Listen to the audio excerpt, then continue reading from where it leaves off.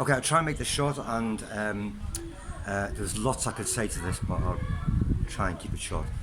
And it might be a bit windy. This is the idea of movement hidden in movement. Something I also do in a practice with patients. I'll hide a movement in a movement. Over here. So, and we all know this from Daniel-san, wax on, wax off, wax on, wax on, wax off, wax on, wax off, wax on, wax off, wax on, wax off, Daniel-san. Huh?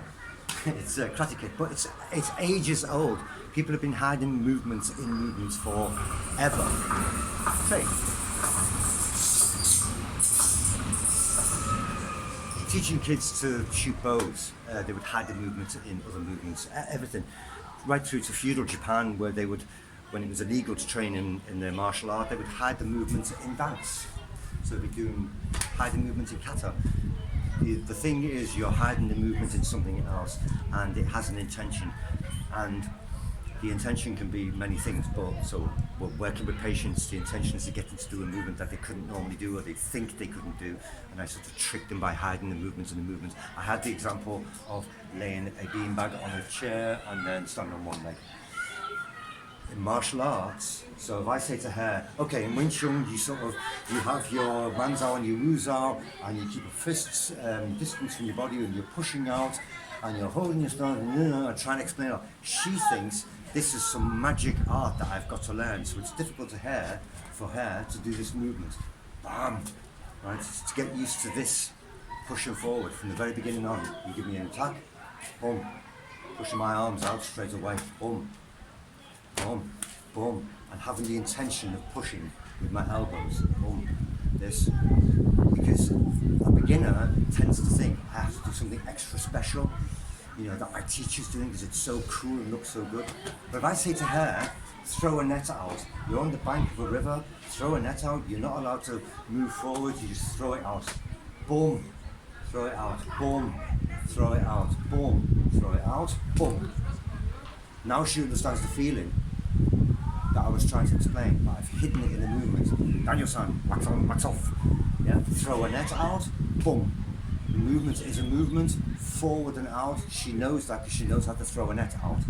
Right, leaving her arm slightly bent, so she throws it out, boom. We're now in this. This is the beginning of Chi Zao. And this throwing a net out is what I do all the time now. I'm constantly throwing my net out to try and find a way in. And she's doing the same, right? And she can only do that because she knows to push forward and throw a net out. Boom. As soon as she's blocked, boom, right? And then the blockage has gone away, she throws her net out. That's all she does. Throws a net out, throws a net out, throws a net out, throws a net out. Boom. So it's hiding a movement in a movement. It's sort of like play, animals play, they'll do, get thrown a mouse when they're little kittens so they can play around with it, learning all the movements that they're going to use later for hunting, in play. And so I'll play with my patients, I'll do the same kind of thing, I'll get them to do things, play with movements, and they think they're doing something else, and then I'll say, stop and look at the way you're doing that movement, and they realise, oh yeah, wow, I didn't realise I could do that. It's the same thing with people beginning in martial arts, they'll be trying to do something special,